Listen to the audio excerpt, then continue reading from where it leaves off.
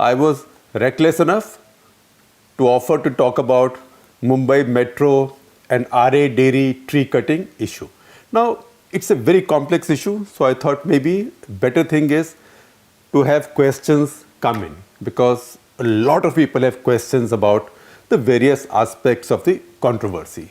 So I thought the best thing is to get a bunch of questions, put them in some categories and try and answer or declutter this really complex issue. Very complex because everything gets mixed up here. Facts, ecology, infrastructure, governance, larger common good versus the rights of the smallest element of nature. Also, there is a lot of emotion that comes in. So, to hold forth on this for 5, 7, 10 minutes, I thought might not be so good. So, let me take some questions. And I said reckless because there are just so many questions. Yet, I have made a selection.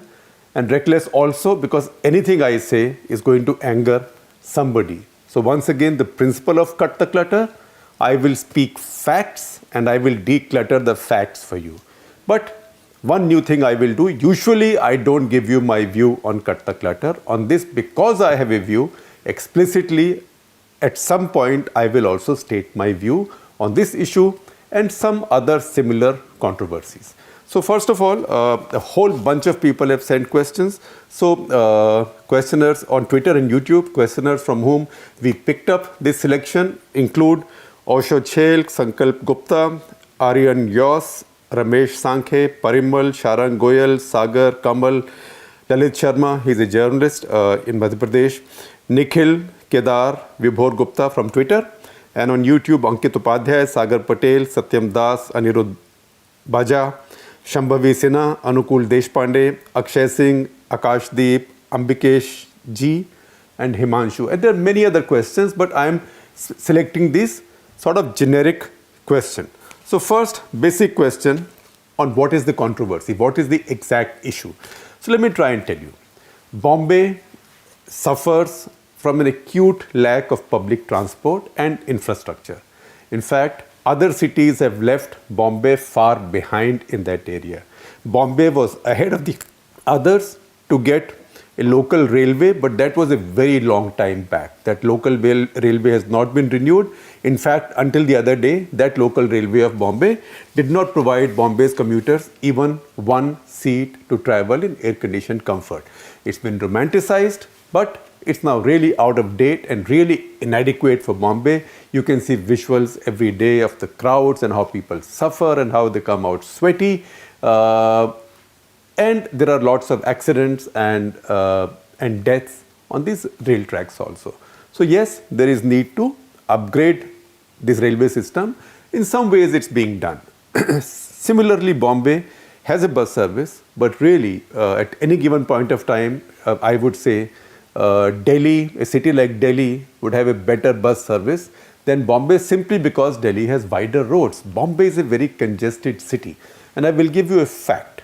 Bombay is a unique city among the mega cities of the world, which has only 9% of the city, 9% of the land of the city under its streets.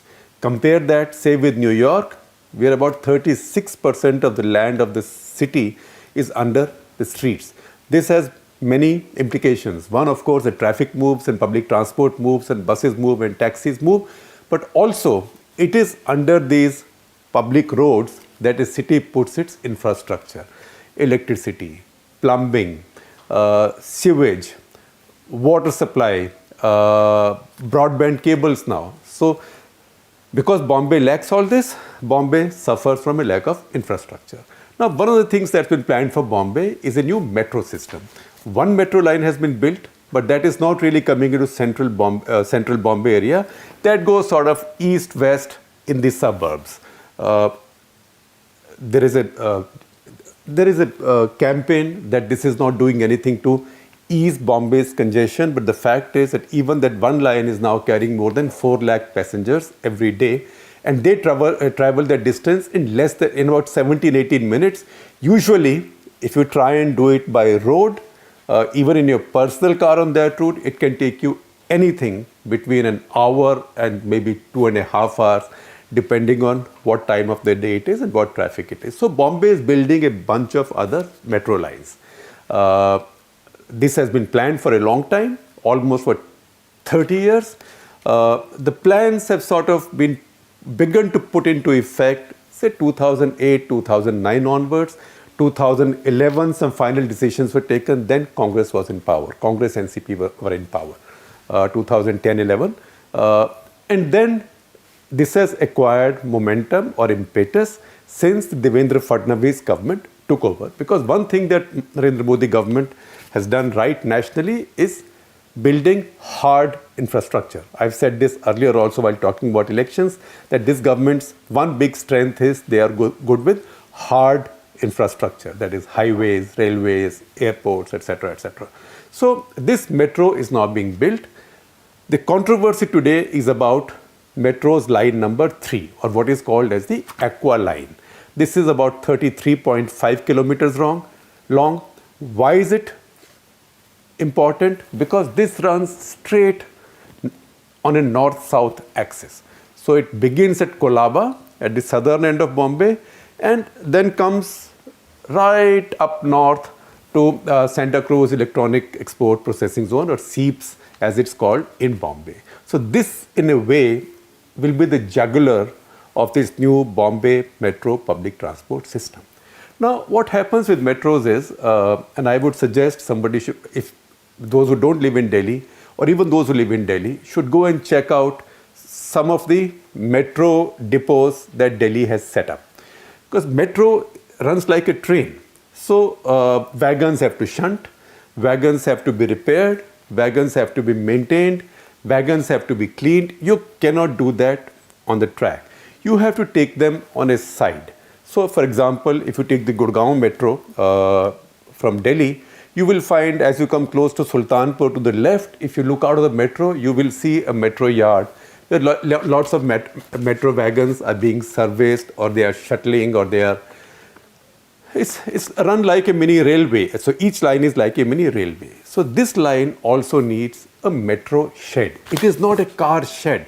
It is not like a parking lot.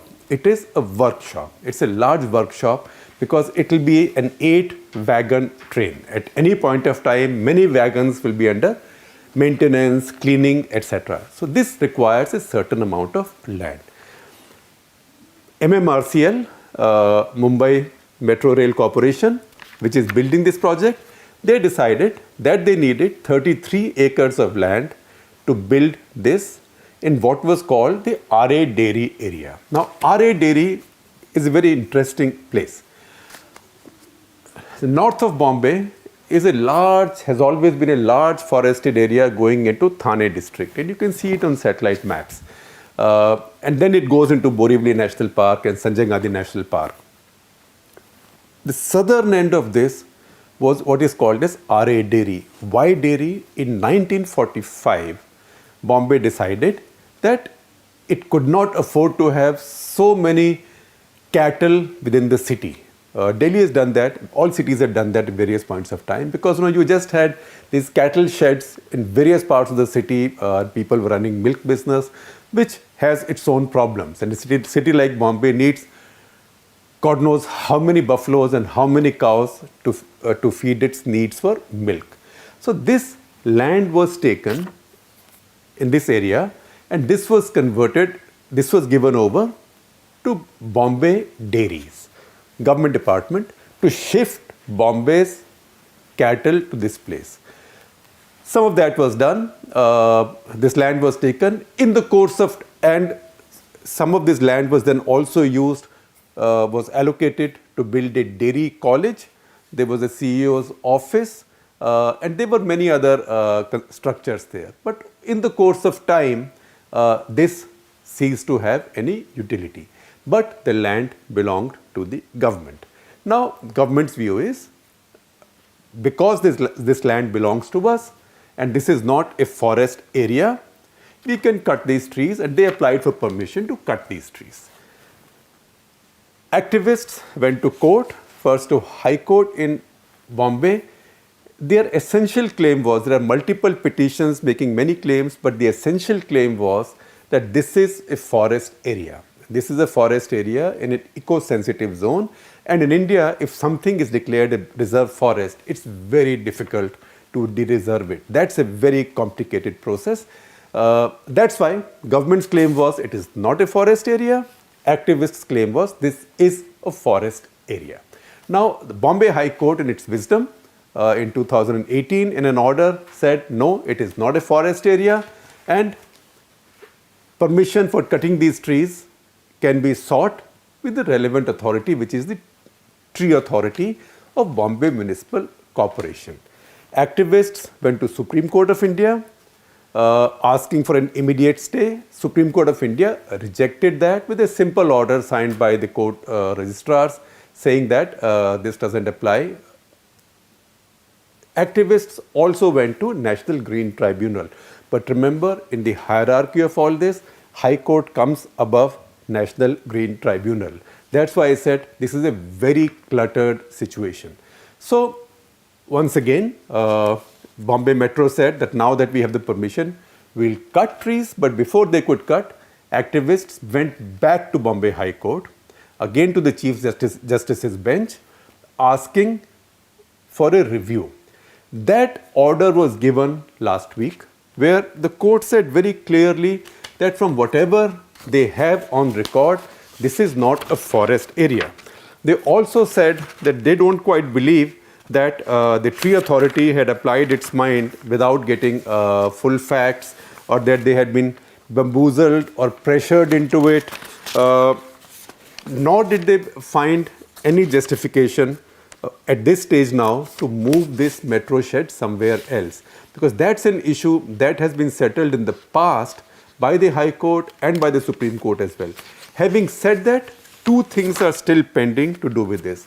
One is, activists have a petition in the National Green Tribunal with the Pune bench asking that this patch should be declared a forest again. Similarly, they have a petition also pending in the Supreme Court making the same demand. Now, those have been hanging fire. The Supreme Court special leave petition against the High Court judgment was filed in April this year. So, those things are pending. Right now, what's happened is, after the High Court issued this fresh order saying that, look, this is not a forest and the tree cutting permission is valid and that the Metro Rail Corporation can cut the trees, they started cutting these trees immediately, almost on a war footing. The next day, activists again went to Bombay High Court to another bench headed by Justice Dharmadhikari. That bench was assembled specially on Saturday. And there the claim was that the judges the previous day, while giving permission for cutting and while rejecting the claim that this was a forest, had verbally said that don't carry out any cutting unless maybe there is a Supreme Court appeal or whatever. But this fresh bench also said there is no such thing and there is no restraint on a fellow division bench's order. So that's how this cutting went on. And then Sunday, one of the activists wrote a letter to, there were protests at the site. Meanwhile, the trees were cut. All the trees that had to be cut, about 2,100, have been cut. And Supreme Court has now put a stay on cutting any more. But Maharashtra government and MMRCL have said that they have no more trees to cut. Now, because so many of you asked me what exactly are the numbers in the situation, I will tell you. Now, the numbers are very simple. In Aarey forest area, the larger Aarey forest area, there are 4.8 lakh trees. These are counted and there are methods of counting these. In the area that these trees have to be cut, that is the Aarey area, these trees are about 0.2% of all the trees.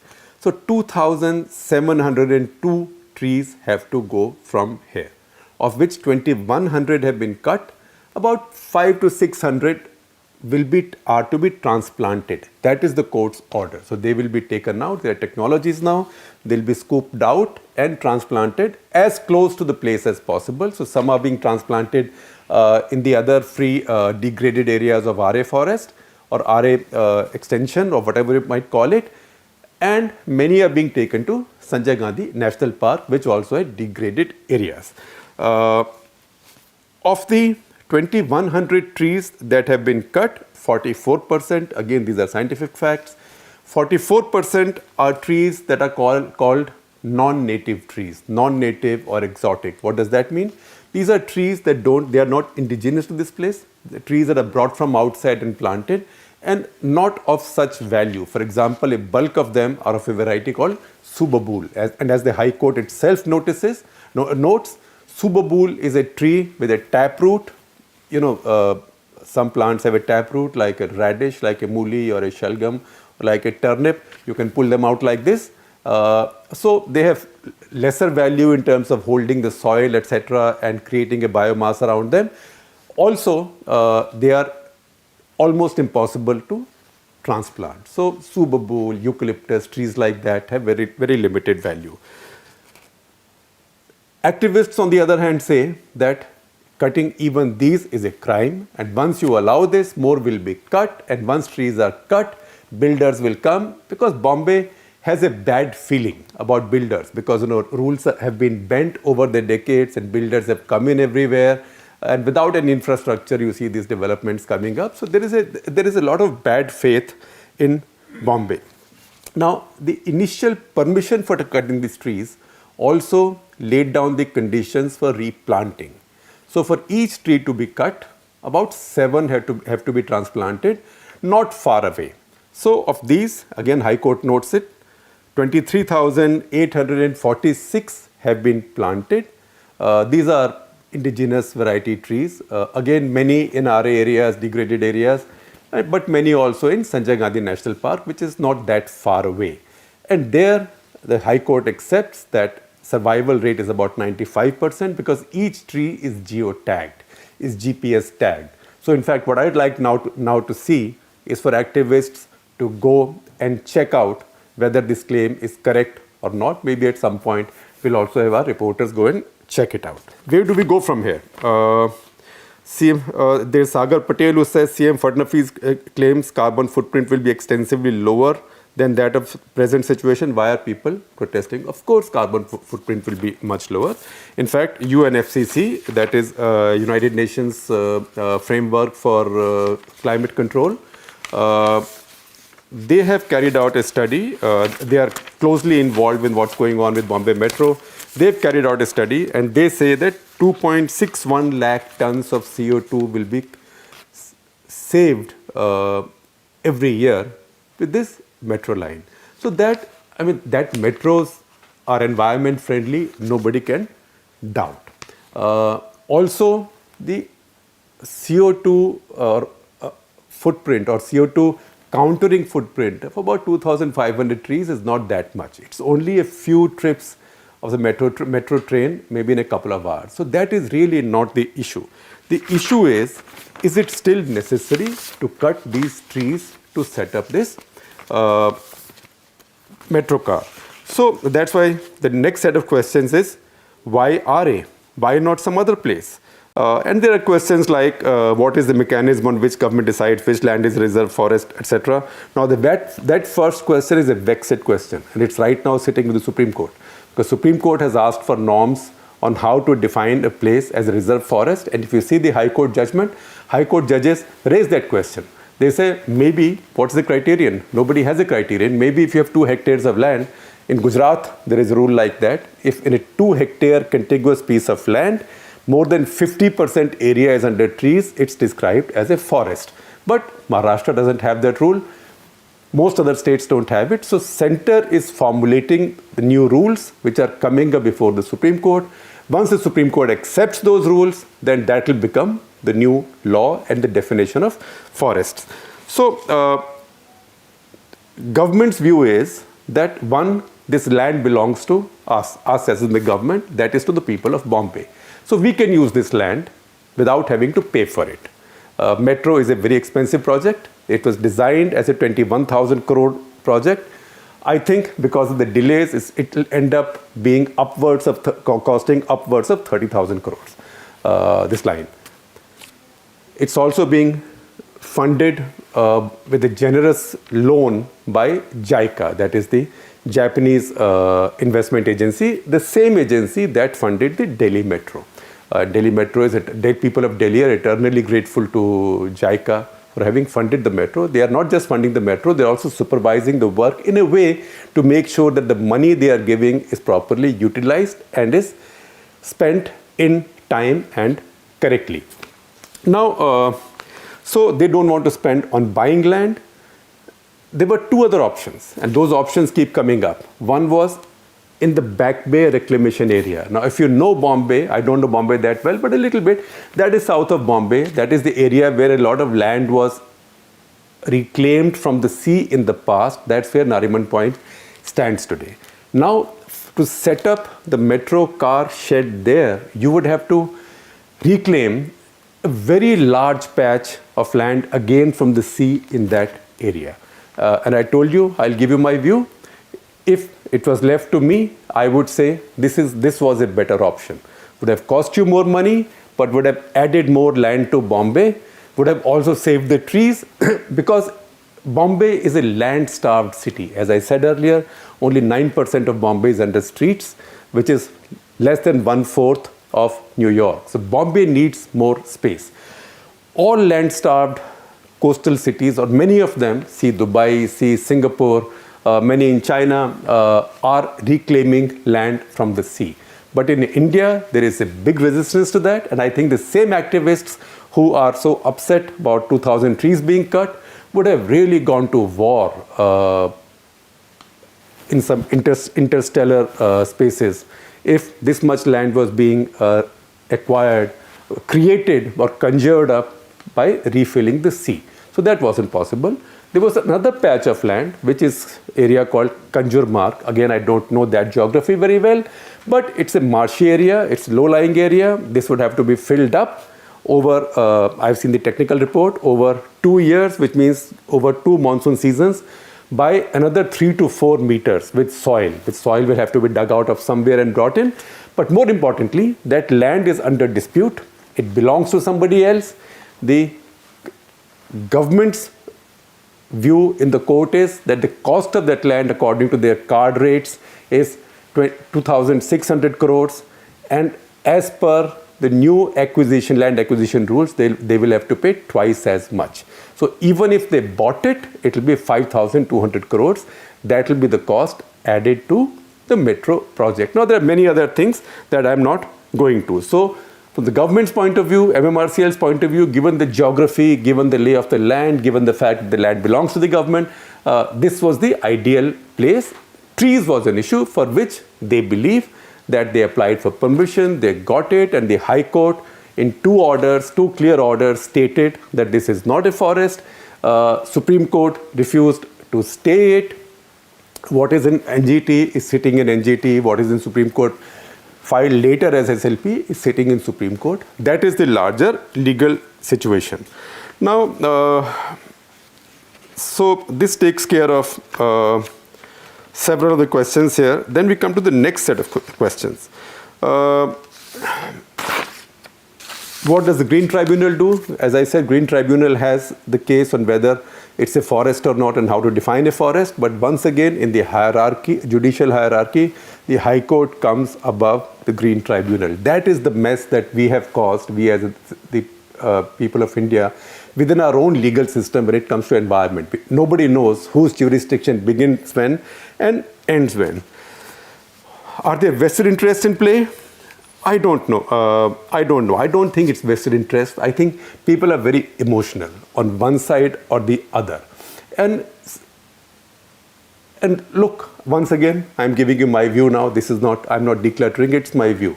That I find that elites, especially in our cities, are very resentful of anything that looks like a sacrifice for public transport. I might have been guilty in the past myself of having attacked the BRT project in Delhi, but I stand by that because that was a badly designed BRT project which wasn't going anywhere in Sheila Dikshit's times. But cities, our big cities, need public transport. So on the one hand, we keep crying for public transport. On the other, the moment something is done with public transport, there is this wide elite outrage. In this case, a lot of the outrage has come from the film crowd, which has now had a counter, and the counter is a whole bunch of other people are saying that, look, this Aarey, this area, Delhi area is still this side, still sort of the southern side, the edge of the what could have been a forest in the past. But much deeper inside is nearly 600 hectares. This is only 33 hectares. 600 hectares of land given to the film city in Bombay. That's where studios have been built. That's where all the films are shot. So why doesn't government now denotify that, declare that as a forest, denotify the allocation of that land to film city, and drive the film city out to Kutch or someplace in Rajasthan where no trees will have to be cut. So this is now becoming a very emotional and complicated issue, but I don't think there are any vested interest. I think there are lots of good intentioned people, which is causing, and they don't accept anything in between. In fact, I will quote a couple of lines from the very well written judgment of the Bombay High Court, and I would say quite a sensitively written judgment. At one point they say, the crystal which emerges from the distillate of pleadings and documents is this. And then they list out their conclusions from first of all, of what is being sought by the petitioners. And they say, in conclusion, they say, what was originally a forest has now degenerated and the clock cannot be put back. So continue with the work, and of course the question of whether it's a forest or not is now with High Court, so you can Supreme Court, so you can go there. Now there is a lot of other very sensitive and very interesting wording I find in the High Court judgment, and I find Bombay High Court judgments are of a different quality compared to some of the other high courts, different qualities on the quality on the positive side, even when I disagree with them. There is a passage that I'll read for you from the judgment. It says, repeatedly Davids, brackets, environmentalists, repeatedly Davids or environmentalists take on industrial Goliaths. Relationship with nature and love for environment alone is true, they believe. All other relationships are unreal and temporary. That is their belief. That is the environmentalists' belief. Their hearts are a temple of devotion to flora and fauna. In the instant case, the Davids saw their boat, in the instant case, the Davids row their boat with faith, courage, and devotion in the storm of development, but directionless. The court is saying it, not I, but directionless. The Greens fail in the instant petition because they have lost touch with the procedure to be followed. So it's a sensitive judgment, but it's a clear judgment that the court has given. So that is where we now stand. Now there are many other questions. Why does the court get involved in something like this? The court does get involved because if court did not get involved, then there is always a conflict between development or growth and the environment. Trees are being cut, soil is being dug, rivers are being dammed, water is being diverted, coal is being burnt, carbon dioxide is being released. All that happens because a country needs power, a country needs transport, a country needs roads, a country needs flood control, farmer needs irrigation. The challenge is to find a balance. Now, the state usually tries to push everything without bothering without environmental concerns, normally. Narmada project is a good case in point because I have followed it closely in some ways for a long time. Activists took a maximalist position there that the project should not be built, that the dam should not be built. They did not say that they were fighting for rehabilitation, a fair and proper rehabilitation, and minimizing environmental damage. So that maximalist position was lost because public support for the dam was much too strong in Gujarat. And that is something that the Gujarat government then used. It wasn't Narendra Modi's government then, it was Chimanbhai Patel's government. And what did that government do? The first success that activists in Narmada, led by Medha Patkar, had was that through their pressure and through international Greens, especially European Greens, they were able to pressure the World Bank from pulling out of this project. So as World Bank pulled out of the project, it pulled out its money that it was loaning for the project. And activists declared victory. But politics works very differently, particularly when public opinion and the larger public good is on the other side. So what did Chimanbhai Patel do? Not Narendra Modi. Chimanbhai Patel launched a Narmada bond, where he said, these activists have got World Bank to withdraw money from us. I need the money to build this dam. So buy these bonds. I'm giving you a nice rate of interest. That way, all of you become stakeholders in the dam. And that bond was oversubscribed in no time. In the process, so many Gujaratis became stakeholders in the dam. And from then on, there was no stopping the dam. And the dam got built. Now, had World Bank stayed on, perhaps they would have ensured even better rehabilitation in the Narmada system. Now, Supreme Court and others have been involved.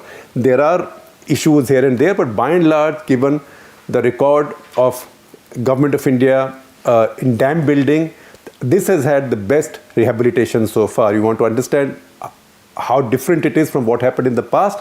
Check what happened around Rihand in UP and Bhakra and Nangal in Punjab. Nobody cared about anybody displaced there.